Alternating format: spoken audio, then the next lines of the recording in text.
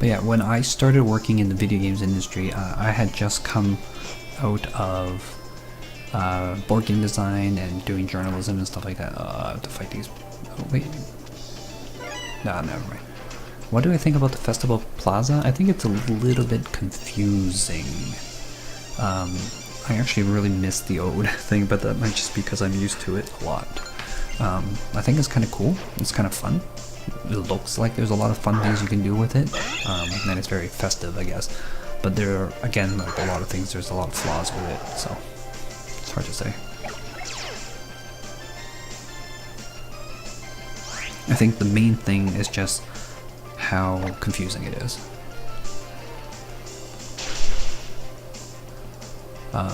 It's really hard to figure out how you do things, what things are supposed to do, and why something is better than another. Like when I went through the what do we call the onboarding flow, basically like the tutorial. Like I got a random shop or attraction or something like that, and it asked me to replace another attraction, and I didn't know which one was better than the other. So I don't know.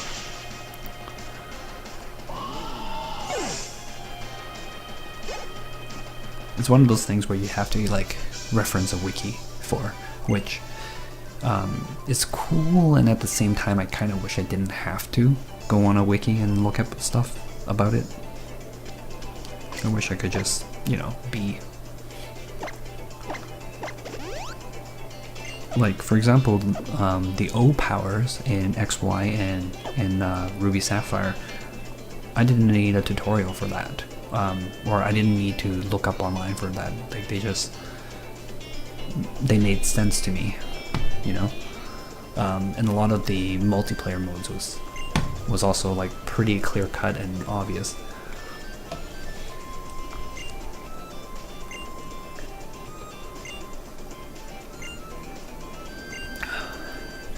But here's the thing. I'm complaining because I'm an old man. One of the things I learned when looking at Neopets, I don't know if you guys know Neopets. Neopets is really old. It's still around. But one of the things you learn from looking at Neopets is that kids love things that are disorganized, things that are not easy to figure out, things that aren't obvious, etc., etc. They love poking at stuff and going like, oh hey, that's cool, and then sharing that information with their friends, and then finding out more things. It's not necessarily Easter eggs, but things that are literally embedded and hidden away on purpose, and they may or may not have like great benefit to you, kind of thing. Easter eggs are more like for fun kind of things, where it doesn't really matter whether you find it or not, but these could be, you know, big things that are hidden away on purpose. So like, for example, in Neopets, they had a particular area where, how do I get down here? In Neopets, they had a particular area where you can grab these tickets, like lottery tickets, every day, and you can turn them in for like some really cool stuff. And so that was completely, oh god, oh no. So that was completely hidden away, and you have to know the exact link to the page. There's no way to navigate to it, you just have to know the link to the page in order to get to it. And that's done on purpose. Recently I got this, well, so my baby, he's got this electronic book that you flip the pages and it sings like little nursery rhymes for you, like Old MacDonald and Frere Jacques, you know, like that kind of stuff.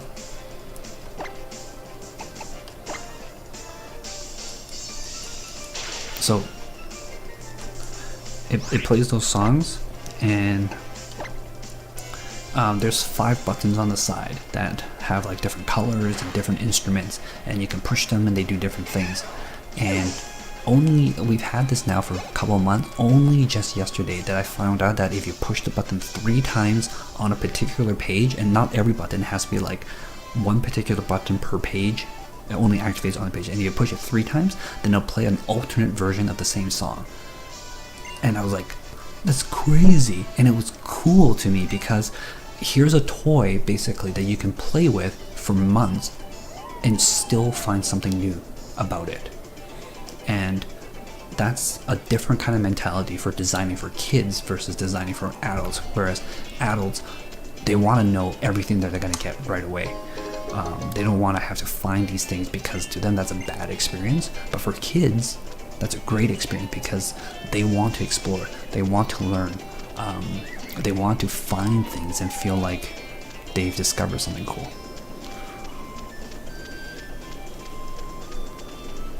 I don't think I can avoid these guys. Yep.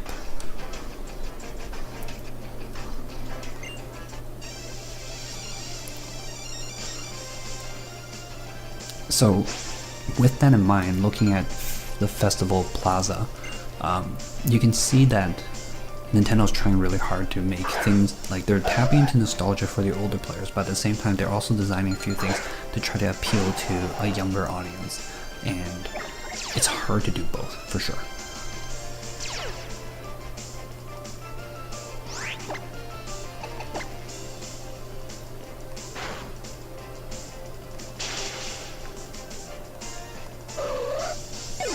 I guess Cycle Cut's a psychic move.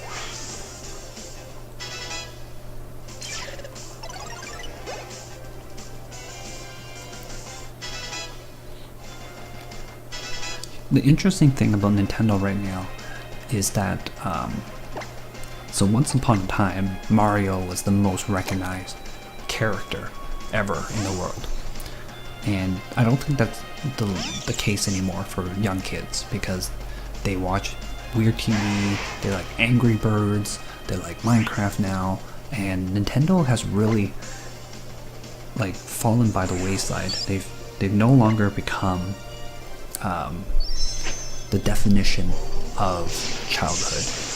And when they try to push Nintendo nostalgia onto people, they realize that there's a hard stop around the year 2000 when like the GameCube era where kids don't really know Nintendo anymore. So kids who are 10 years old, kids who are 15, 16, and the Switch is coming out, they're like, so what? They don't really care about Nintendo nostalgia because they don't have Nintendo nostalgia, and that's really interesting. And you can see in the Switch, they're not trying to appeal to 16-year-olds. They have to appeal to the 20-year-olds, the 25-year-olds, the 30-year-olds, because those are the people who grew up with Nintendo 64, with SNES, and those are the people who actually have Nintendo nostalgia and they care about Nintendo, and Nintendo matters to them. But yeah, and that's one of the reasons why they're going with the mobile thing, because kids don't play that much on consoles anymore. They play on PC, they play on their tablets. And so by pushing their stuff onto mobile phones, they are tapping into this market. And this is especially true in Japan, where Nintendo cares a lot about, right? The rest of the world can F off, they don't really care. They really, really care about Japan, because Japan is their linchpin. Like more than 50% of the profits that they make comes from Japan. So they really, really, really care about Japan. They need to do well in Japan before they even have to think about anywhere else in the world. So in Japan, kids don't really get consoles anymore because they have iPads, they have other things. And so that's one of the main reasons why Nintendo is moving into mobile stuff.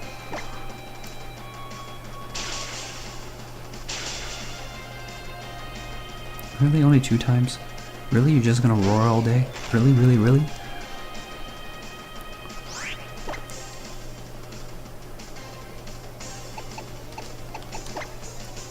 I'm excited to see them do well with Mario Run, because I do want them to continue doing more stuff on mobile and more cool stuff. And I'm also really happy to see them charge $10 for the game as well, because I know Banner Saga tried to do that.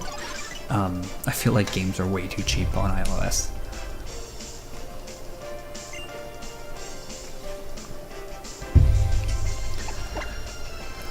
and it's really hurting the market with the shovelware and stuff like that. Like even Steam is starting to get to that point where just a lot of shovelware, and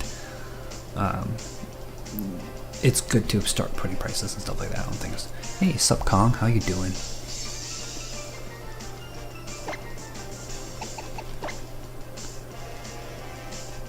So the game is free to try, but you can only play 3 levels. If you want to play the rest of the game, you have to pay. But you can keep playing those 3 levels over and over again. It's not on Android yet, it's only on iOS. They will release it on Android eventually. Which is actually really interesting because it's a lot easier to get a game up on Android than it is to get a game up on iOS. And Android, arguably, in my opinion, is oh, actually no. Okay, so here, I think I woke up the baby.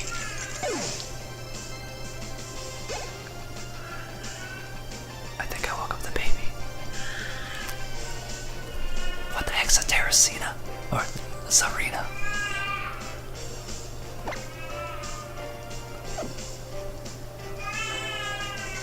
Okay, we're gonna wait a little bit and hope that he just falls back asleep. So recently, we've been doing this where he would actually only scream for like maybe 5 minutes max, and then he would go back to sleep on its own. So I'm keeping an eye on him on the monitor here.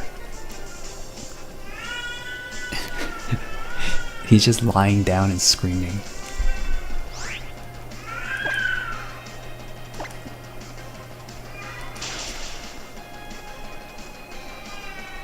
If he sits up, I'll pick him up.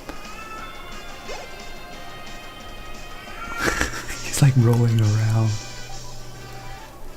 I know, I'm the worst dad ever.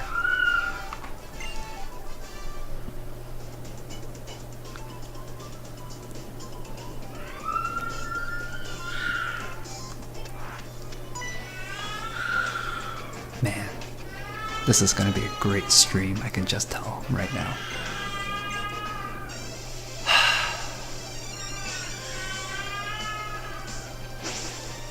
So you guys wondering why I don't stream sometimes? This is why I don't stream sometimes. It's because of baby.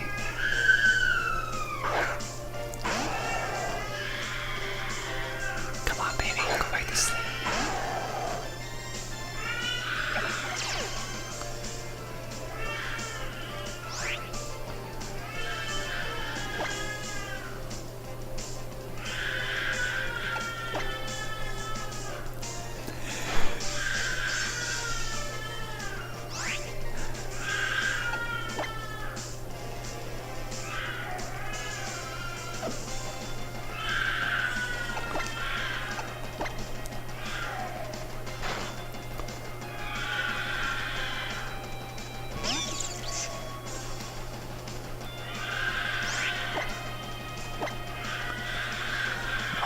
It's taking forever for 5 minutes to go past. Alright, what do you guys think? Should I pick up the baby? Let me know. Do you guys want to see baby?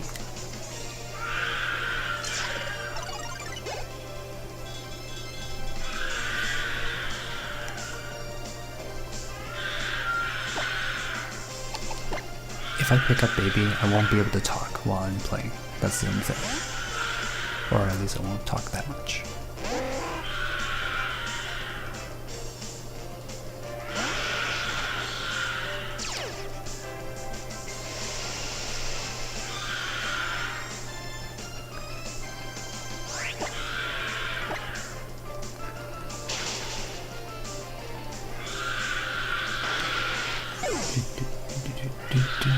Nobody cares if I pick up the baby or not. So it seems like.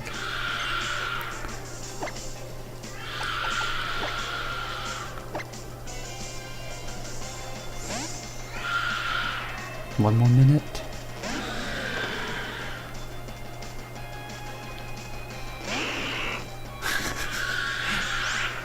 You guys all heard of letting them cry out.